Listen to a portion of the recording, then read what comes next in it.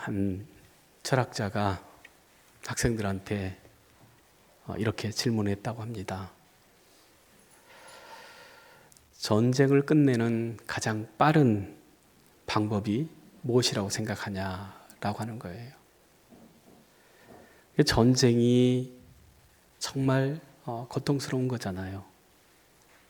또 많은 사람들이 어려움을 겪는 것이잖아요.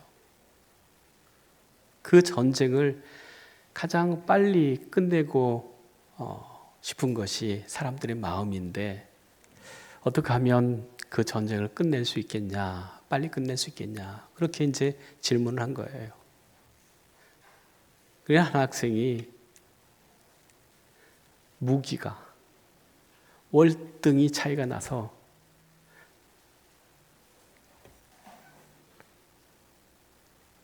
그 경쟁할 수 없을 정도로. 즉 지금 우리나라의 그 가장 큰 문제가 북한의 핵무기예요.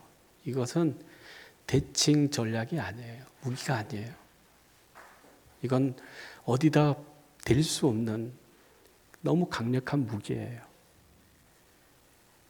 그러니까 이 학생을 생각할 때 그 무기가 평화를, 전쟁을 끝내는 방법인 것 같습니다. 전쟁을 끝내는 방법입니다. 이렇게 얘기를 하는 거예요. 그러니까 이 선생님이 아니다, 그렇게 하는 거예요.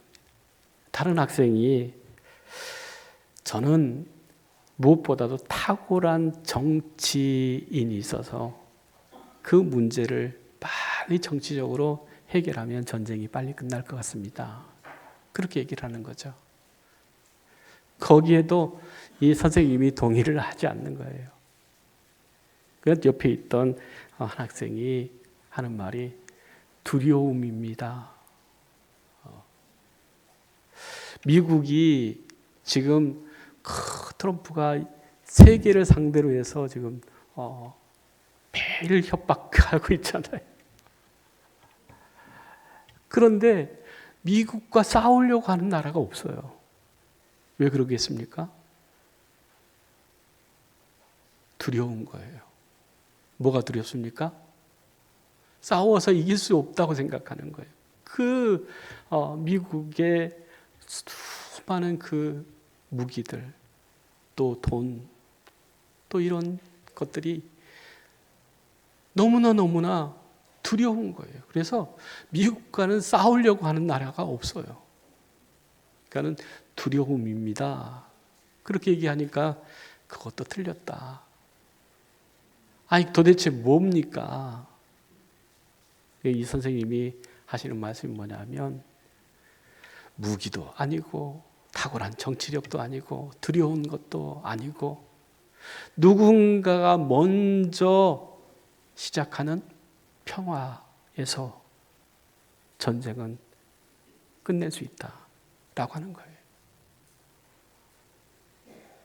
전쟁과 다툼을 끝낼 수 있는 방법은 누군가 먼저 손 내밀어서 화해에 악수를 하는 것이, 청하는 것이 전쟁을 빨리 끝낼 수 있는 좋은 방법이다라고 하는 것이죠. 아르헨티나와 칠레가 국경을 마주하고 있습니다. 국경을 마주하고 있다는 것은 뭐냐면 분쟁이 일어날 소지가 크다라고 하는 거예요. 그런데 1899년에 이게 유혈 사태까지 벌어진 거예요. 국경에서. 그리고 양국이 긴장 관계가 되어지는 거죠. 전쟁의 일촉즉발의 위기까지 왔습니다. 그런데 1900년 부활절 아침에 아르헨티나의 한 사제가 예수님께서 원하시는 것은 전쟁이 아닙니다. 화해입니다. 화평입니다. 그렇게 설교를 했어요. 많은 사람들이 맞다. 그런데 저기 적국인 칠레에서도 맞다. 그래서 생각해서 그 사제를 모셔다가 설교를 하게 했어요. 그래서 두 나라가 야, 우리 싸우지 말고 화해하면서 평화롭게 지내자. 그렇게 이제 무르익어가는 거예요.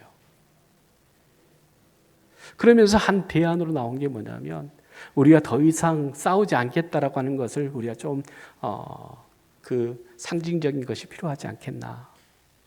그렇게 해서 하는 것이 뭐냐면 무기들, 대포들을 녹여서 예수님 상, 평화의 왕이신 예수님 상을 우리가 만들자.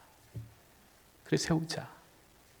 둘 다 좋다 해가지고 이제 1904년에 이 예수님 상을 세우게 되는데 안데스라고 하는 그 산에 세우게 되어집니다. 그런데 공사를 시작하고 문제가 생겼어요. 무슨 문제냐면 예수님의 얼굴이 앞뒤가 있는 거 아니잖아요. 예수님 얼굴은 한쪽에 있는 거죠. 그 예수님의 상이 아르헨티나를 향해서 이렇게 팔 벌리고 있는 그 동상이 되어지는 거예요. 칠레 사람들이 생각하기에 아니 예수님이 그 아르헨티나만 돌보고 사랑하면 우리는 뭐냐? 예수님 그 축복을 우리가 받지 못하고 그 아르헨티나만 다 받으면 어떡하냐? 방향을 바꾸자. 이 문제로 이제 서로 아르헨티나하고 칠레가 또 분쟁이 일어나기 직전 되어진 거예요.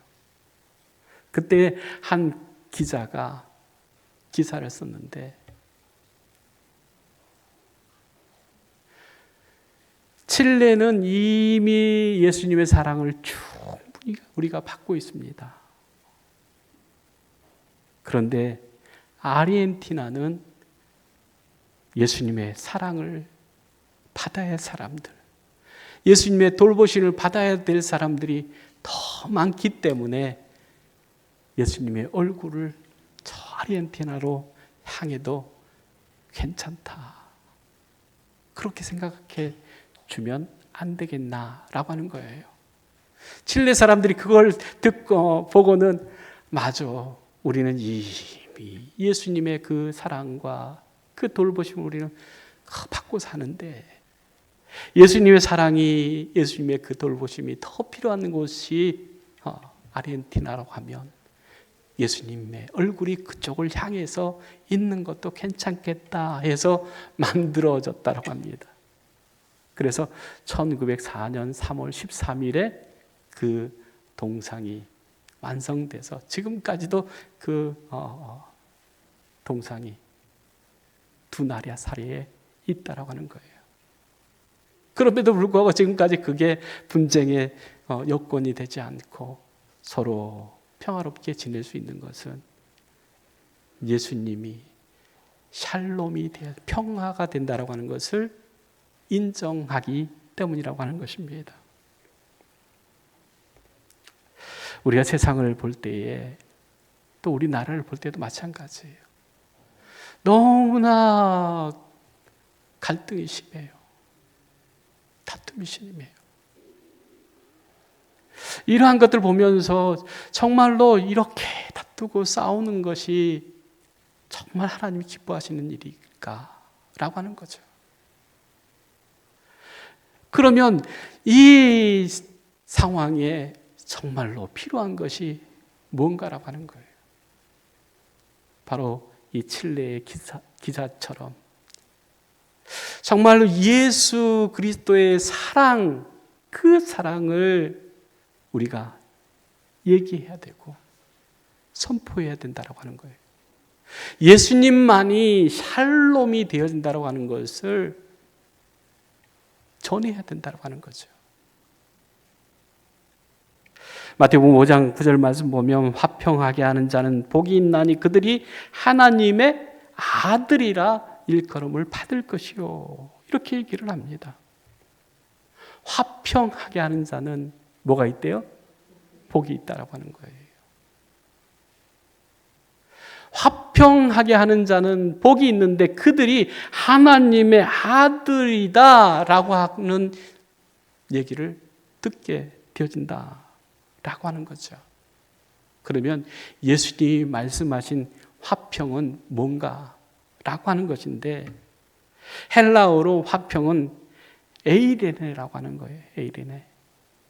근데 이것이 구약에는 뭐냐면 샬롬이에요. 샬롬.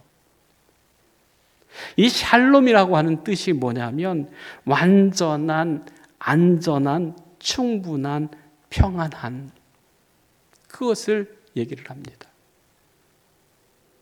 그래서 대부분의 사람들은 이 샬롬을 다툼이나 싸움이 없는 그런 평안한 상태로 알고 있어요.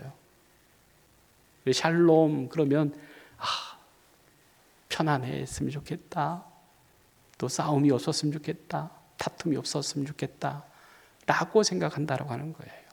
그런데 예수님이 말씀하시는 이 샬롬은 그런 것들이 아니에요. 문제가 없어서 또 다툼이 없어서 평안이 아니라 하나님이 함께 하심이 없어서 샬롬이 안 된다고 하는 거예요. 그래서 하나님과 함께 하는 것이 진정한 샬롬이다, 평안이다, 그렇게 말씀하고 있습니다. 사사기 6장 23절에서 24절 말씀을 같이 한번 읽겠습니다. 여호와께서 그에게 이르시되 너는 안심하라, 두려워하지 말라, 죽지 아니하리라. 기드온이 여호와를 위하여 거기서 제단을 쌓고 그것을 여호와 샬롬이라 하였더라 라고 하는 거예요. 기드온에게 지금 샬롬이 깨져버렸어요. 그래서 죽음이 두려움이 되어지고, 또한 그것이 자기에게 있어지는 평안이 깨져버리는 그러한 일들이 되어졌다고 하는 거예요. 여러분, 그 죽음의 두려움이 오면 잠도 못 자요. 왜 그러냐면 평안이 깨져버리기 때문에, 샬롬이 깨져버리기 때문에 두렵고 무섭고 떨리게 된다라고 하는 거죠. 기드온도 그런 샬롬이 깨져서 두려워하고 또 무서워하는, 놀라는 그런 상황이 되어졌어요.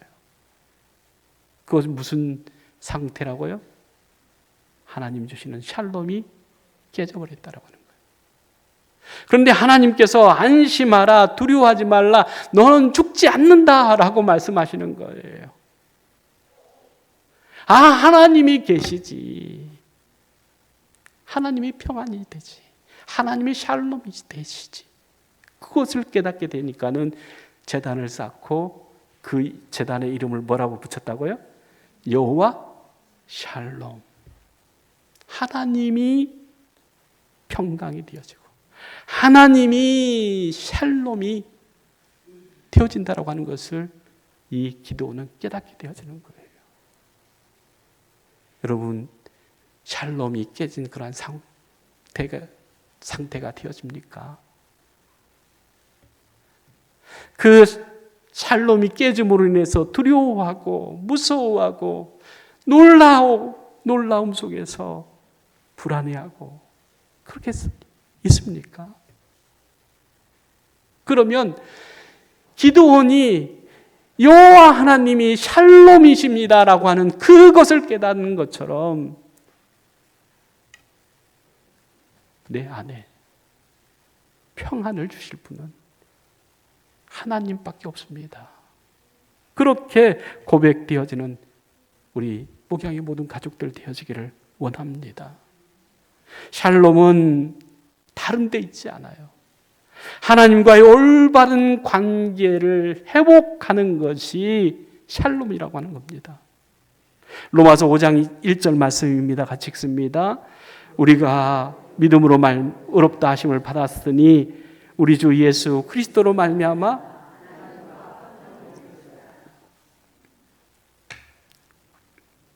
평안, 여호와 샬롬, 그것을 누리려고 하면 어떤 것이 있어야 되냐라고 하는 거예요. 하나님과의 화평, 하나님과의 그 샬롬, 그것이 있어지려고 하면 우리에게는 이러한 믿음이 있어야 된다고 하는 거예요. 어떤 믿음이요? 예수 그리스도로 말미암는 의가 있어야 된다고 하는 거예요. 그 예수 그리스도의 십자가의 보혈의 피로 죄 사함을 얻고 구원받은 하나님께서 의롭다 여김을 받는 그 의가 있어야 된다고 하는 거예요. 그 의로 얻어지는 하나님과의 화평이 우리 믿음의 사람들의 믿음의 핵심이 되는 거예요. 기도원이 여호와 하나님이 나의 샬롬입니다 라고 하는 것을 깨닫는 것이 중요하다라고 하는 거예요. 우리 믿음의 사람들이 정말로 예수 그리스도로 말미암는 의로 하나님과 샬롬을 이루는 삶이 되어져야 한다라고 하는 거죠. 그래서 예수 그리스도로 말미암아서 하나님과 화평을 누리는 삶이 그리스도인들의 삶이에요. 다른 이유가 아니에요. 우리 주를 인해서 단절되었던 하나님과의 관계가 예수 그리스도의 복음, 십자가의 복음으로 회복되어지는 것이 샬롬이다. 주님은 말씀합니다. 그러므로 예수 그리스도로부터 얻어진 샬롬은 하나님과의 화평, 샬롬을 누리는 복을 받게 되어진다고 하는 것입니다. 이것을 위해서 우리를 하나님께서 부르셨다라고 말씀합니다. 그러므로 그리스도의 평강이 우리 마음을 온전하게 주장하도록 해야 된다라고 골로새서 3장 15절에 말씀하고 있어요. 같이 한번 골로새서 3장 15절 말씀 같이 한번 읽겠습니다. 그리스도의 평강이 너희 마음을 주장하게 하라. 너희는 평강을 위하여 한 몸으로 부르심을 받았다. 말씀합니다. 너희는 평강을 위해서 어떻게 하셨다는 거예요? 하나님께서 부르셨다라고 하는 거예요. 화평을 이루는 그러한 삶을 살아가도록 하나님께서 우리를 구원해 주셨다라고 하는 거예요. 그러니 주님이 말씀하시는 그 화평이라고 하는 것, 그것은 여호와 샬롬, 그 믿음으로 살아가는 거예요. 그것을 골로새서는 뭐냐면 그 그리스도로 말미암아서 하나님 아버지께서 예수 그리스도로 말미암아서 우리에게 주시는 평강이 너희 마음을 어떻게 하라고요? 주장하게 하라고 하는 거예요. 다른 것이 우리의 마음을 주장하면 안 돼요.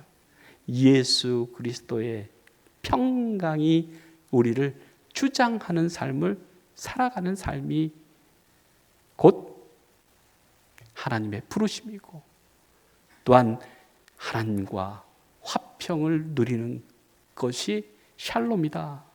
이렇게 말씀합니다. 그러면서 예수님께서 그러면 화평이라고 하는 것은 알겠는데 그럼 화평을 이루는 사람, 화평하게 하는 사람은 어떤 사람이냐? 라고 하는 것을 야고보서 3장 17절 18절에 이렇게 얘기합니다. 같이 읽겠습니다.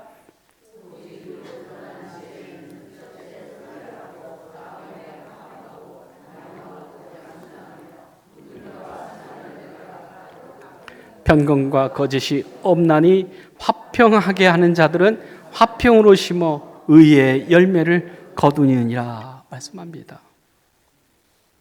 예수님은 이 땅에 화평을 이루기 위해서 오셨어요. 그 화평은 세상 사람들이 생각하는 그런 화평이 아니라 하나님과 우리의 사이에 있는 죄를 소멸함으로 인해서 하나님과 우리가 하나 되어지는 화평, 샬롬을 위해서 예수님은 이 땅에 오셨다라고 하는 거죠. 그 화평을 심으러 오셨다라고 하는 거예요. 어디에 심어졌습니까? 여호와 샬롬이 어디에 심어졌어요? 우리 안에 심어진 거예요. 그 심어진 그 화평을 통해서 의의 열매를 맺는 것이 뭐냐면 그리스도인의 삶이다라고 하는 거예요. 하나님과의 화평을 이룬 사람들이 그 하나님의 화평을 우리의 통치자 하나님으로 우리가 다스림 받는 그러한 삶을 살아가는 삶을 통해서 의의 열매를 맺게 되어진다라고 하는 것을 말씀하고 있습니다. 히브리서 12장 14절 말씀입니다. 같이 읽습니다. 모든 사람과 더불어 화평함과 거룩함을 따르라. 이것이 없이는 뭐예요? 아무도 무엇을 보지 못해요? 주를 보지 못한다라고 하는 거예요. 그런데 그것이 뭐예요? 모든 사람과 화평하는 것, 거룩하게 살아가는 것. 이것이 바로 주를 보는 그러한 삶이다라고 하는 거예요. 괜히 화평을 이루는 자가 되라, 그게 아니에요. 화평을 이루는 사람이 될 때에 주님을 볼 수 있는 하나님의 살아계심과 하나님을 통해서 우리에게 주어지는 그 샬롬을 보게 되어진다고 하는 거죠. 하나님의 함께하심, 하나님의 샬롬이 내 마음을 주장하는 그런 삶을 살아가는 거예요. 요한복음 13장 35절 말씀입니다. 같이 읽습니다. 너희가 서로 사랑하면 이로써 모든 사람이 너희가 내 제자인 줄 알리라. 주님은 이 땅에 화평을 이루기 위해서 오셨어요. 그래서 하나님과의 화평, 이웃과의 화평을 이루어 주셨습니다. 그 화평을 위해서 살아가는 자들이 하나님의 아들이라고 하는 그러한 복을 받게 되어지고 또한 하나님을 볼 수 있는 또 하나님의 그 아들 예수 그리스도의 제자라고 하는 것을 알게 될 것이다. 그렇게 얘기를 합니다.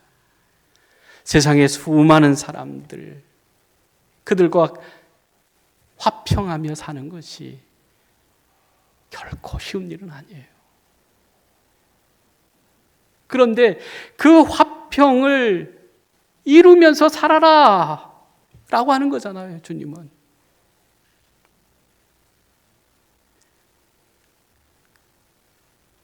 모든 사람과 화평을 이루는 삶은 다른 데 있지 않고 하나님의 거룩함을 따라 살 때만이 모든 사람과 화평할 수 있다고 하는 거예요. 내 의지로는 절대로 모든 사람과 뭐 할 수 없어요? 화평을 이룰 수가 없어요. 그런데 하나님의 그 거룩함을 따라서 하나님의 말씀에 순종하면서 살아갈 때에 모든 사람과 화평을 이루는 그 삶을 살아갈 수 있다. 주님은 말씀하고 있습니다.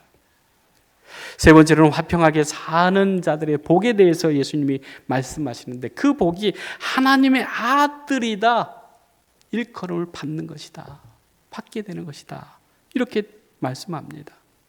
다시 한번 마태복음 5장 9절 말씀 같이 한번 읽겠습니다. 화평하게 하는 자는 복이 있나니 그들이 하나님의 아들이라 일컬음을 받을 것이며. 예수님이 말씀하셨으니까 이것은 진리이지 않습니까? 그러면 하나님의 아들 되어지는 그 예수님께서 다르게 사셨다고 하면 거짓말 되는 거죠. 진리가 안 되는 거죠. 하나님과의 그 화평을 이루게 하기 위해서 십자가에 못 박혀서 죽으신 거예요. 그런데 그것이 너무너무 힘들고 어려운 거예요. 그래서 감람산에서 땀방울이 뭐같이요? 빗방울이 되는 것처럼 기도하는 것이 필요하다고 하는 거예요. 아버지, 내 뜻대로 마옵시고 아버지의 뜻대로 되기를 원합니다. 이것이 뭐냐면 거룩한 삶이에요. 그것을 통해서 예수님이 하나님의 아들이라고 하는 것을 알게 되어졌잖아요. 그래서 십자가 밑에 있던 모든 것을 다 지켜봤던 백부장이 뭐라고 고백해요?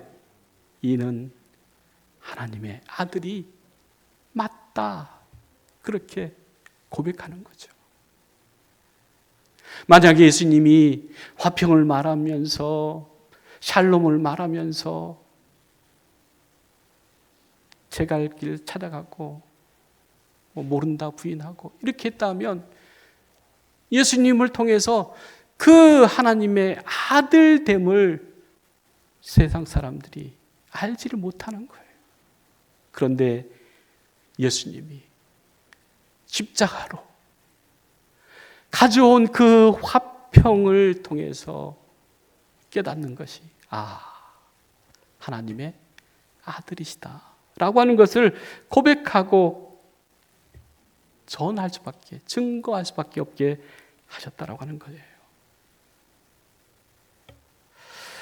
로마서 8장 14절 15절 말씀입니다. 같이 한번 읽습니다. 하나님의 영으로 인도함을 받는 사람은 곧 하나님의 아들이라. 너희는 다시 무소하는 종의 영을 받지 아니하고 양자의 영을 받았으므로 우리가 아빠 아버지라고 부르짖느니라. 하나님을 우리가 어떻게 부른다고요? 아빠 아버지, 그렇게 부른다라는 거예요. 어떻게 우리가 하나님을 아빠 아버지로 부를 수 있느냐? 그것은 예수 그리스도, 그렇죠? 예수 그리스도로 인해서, 예수 그리스도를 통해서 얻어진 그 믿음의 의를 통해서 우리가 하나님의 아들 되어졌다고 하는 거예요. 그것을 바울은 뭐라고 그러냐면 양자의 영을 받아 우리가 하나님을 아빠 아버지로 부른다, 이렇게 얘기를 합니다. 우리가 하나님을 아버지라고 고백하는 것은 바로 예수 그리스도 안에 있는 샬롬이 우리 안에 이루어졌습니다 라고 하는 거죠. 그 이루어진 샬롬, 평안, 하나님으로 이루어진 그 평안이, 샬롬이 우리 마음을 주장하고 그 삶을, 평안의 삶을 화평하게 하는 자의 삶을 살아감을 때에 우리는 아버지의 이름을 존귀하게, 거룩하게 높여드린다고 하는 거예요.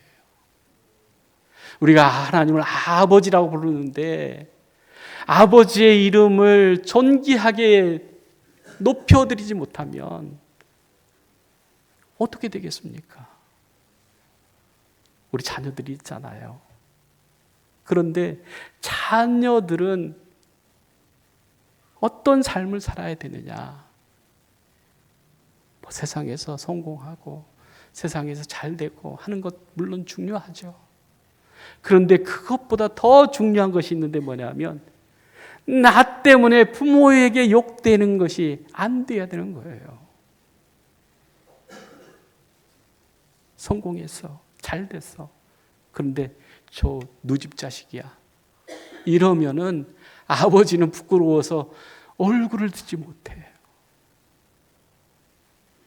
하나님을 우리가 아버지라고 부르며 아버지의 그 이름을 생각하지 않고 살아간다. 그것은 하나님의 이름을 망령되이 일컫지 말라고 하는 그 계명에 우리가 어겨지는 거죠. 그래서 우리가 하나님의 이름을 높여드리는, 우리 맨날 주기도문 할 때 그러잖아요. 아버지 이름이 거룩하게 되어지기를 원합니다. 이게 우리 신앙인들의 그 기본적인 생각이어야 되는 거예요.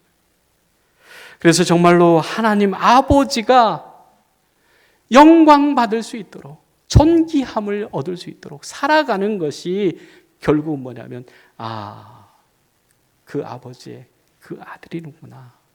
이게 제일 좋은 칭찬이 되어지는 거죠.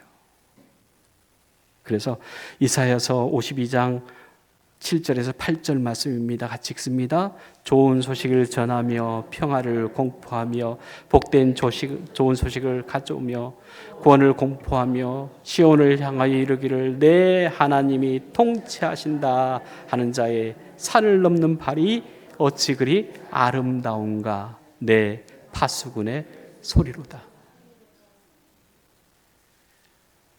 우리가 정말로 예수 그리스도를 통해서 구원받고 죄사함 받고 하나님의 아들이라 여김을 받는 그러한 자로서 하나님과 화평을 이루는 자로서 하나님의 그 샬롬, 그 평화, 그 화평을 이루며 살아가는 것이 하나님의 아들이 되어지는 복이 있게 된다라고 하는 것을 말씀하고 있습니다. 하나님을 아빠 아버지로 부르면서 하나님께서 통치하시고 다스린다고 전하는 하나님의 사람들의 발걸음을 하나님이 아름답다 그렇게 말씀하신다라고 하는 거예요. 하나님의 아들 예수 그리스도께서는 죄 때문에 하나님과 원수되었던 우리와 하나님 사이에 화평을 이루는 다리가 되셨다라고 하는 겁니다. 그 일을 위해서 십자가를 지셨습니다.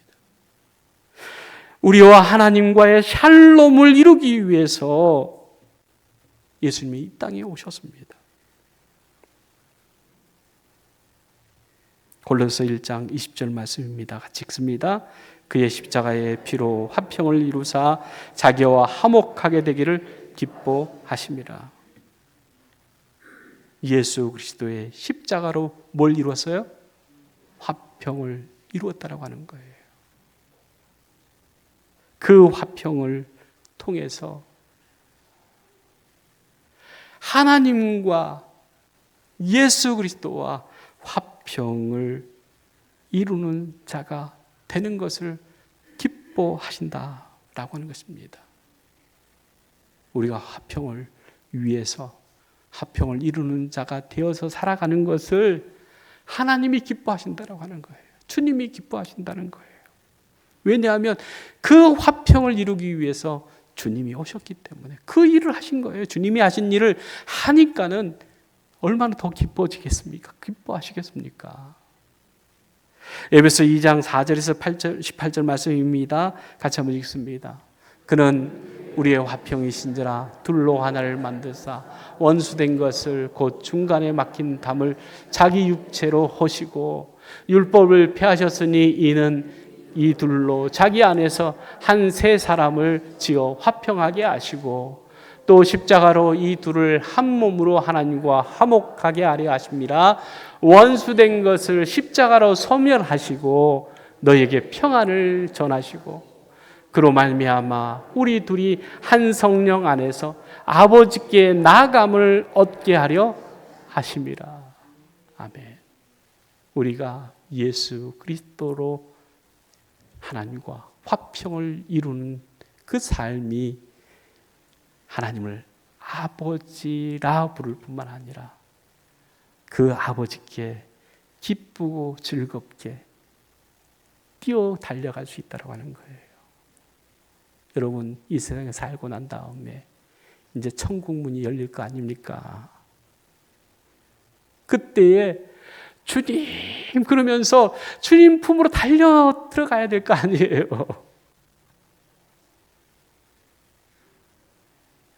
우리 목양의 모든 가족들은 정말로 하나님께서 하나밖에 없는 독생자를 이 땅에 보내신 것은 하나님과 원수된 우리를 하나님과 화평을 이루는 자로 샬롬을 이루기 위해서 오셨고, 또한 그 샬롬을 세상에 흘려보내고 그들도 하나님과 샬롬을 이루는 자로 살아가게 세워주는 그러한 일들을 우리가 다 할 때에, 천국 문이 열렸을 때에 주님 품으로 뛰어 달려가는 우리 목양의 모든 가족들 될 수 있기를 주의 이름으로 축복합니다. 기도하겠습니다. 사랑하는 하나님, 참 감사합니다. 화평하게 하는 자가 하나님의 아들이라 일컬음을 받을 것이다 말씀하신 주님의 그 말씀을 우리가 받았는데, 하나님 이 땅에 살아갈 때에 하나님이 우리의 샬롬입니다. 하나님이 우리의 샬롬을 주신 분입니다. 고백하면서 그 샬롬을 세상에